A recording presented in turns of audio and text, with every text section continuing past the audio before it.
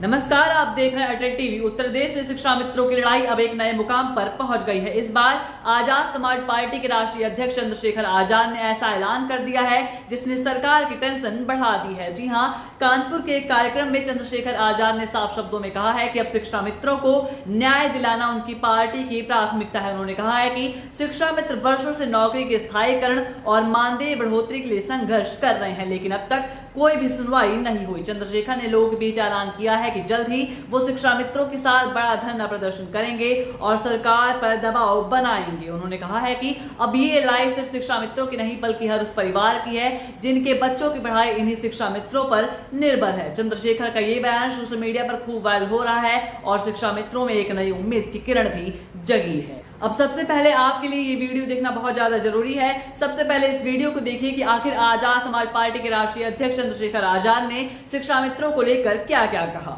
चाहे बिजली के निजीकरण का मामला हो या शिक्षा मित्रों का मामला हो, उनके समायोजन का, चाहे 69 शिक्षक भर्ती का मामला हो, तमाम तरह से कमजोर वर्गों के खिलाफ अन्याय किया जा रहा है। मुसलमानों पे बुलडोजर चल रहे हैं, उनके घरों को जमींदोज किया जा रहा है, उन पे गोलियां चल रही है, दलित पिछड़े वर्ग के लोगों को मार मार के लटकाया जा रहा है, उनकी बच्चों की अस्मतों पे भी हमला हो रहा है। कानून व्यवस्था खत्म हो चुकी है।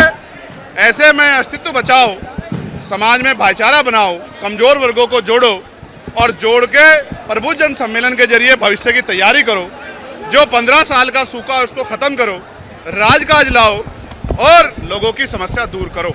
आजाद समाज पार्टी के राष्ट्रीय अध्यक्ष चंद्रशेखर आजाद ही नहीं बल्कि दूसरी ओर समाजवादी पार्टी के राष्ट्रीय अध्यक्ष अखिलेश यादव ने भी कई बार शिक्षा मित्रों की हालत को लेकर सरकार पर दबाव बनाया है और सरकार को घेरा है और सरकार से सवाल भी किए हैं। उन्होंने कई बार सभाओं में और प्रेस कॉन्फ्रेंस में साफ कहा है कि प्रदेश के युवाओं को नौकरी नहीं दी जा रही, भर्ती परीक्षाएं लीक हो रही है और योग्य अभ्यर्थी भटक रहे हैं। उन्होंने ये भी कहा है कि सरकार ने शिक्षा मित्रों के साथ जो वादा किया था उस वादे को पूरा नहीं किया। अखिलेश यादव ने तो ये भी दावा किया है कि 2027 में समाजवादी पार्टी की सरकार बनते ही शिक्षा मित्रों के हक में उनको पूरा सम्मान दिलाया जाएगा। उनके इस बयान के बाद शिक्षा मित्रों को राजनीतिक समर्थन तो जरूर मिल रहा है, लेकिन अभी राहत दूर है। उत्तर प्रदेश जैसे बड़े राज्य में करीब 1.5 लाख से ज्यादा शिक्षा मित्र हैं जो सालों से संघर्ष कर रहे हैं। आज भी उन्हें महज 10,000 से 11,000 रुपए प्रति माह मानदेय मिलता है। महंगाई के इस दौर में ये रकम नाकाफी है। शिक्षा मित्र मानदेय वृद्धि और नौकरी के स्थायीकरण की मांग को लेकर अब तक सैकड़ों बार राजधानी लखनऊ में धरना प्रदर्शन,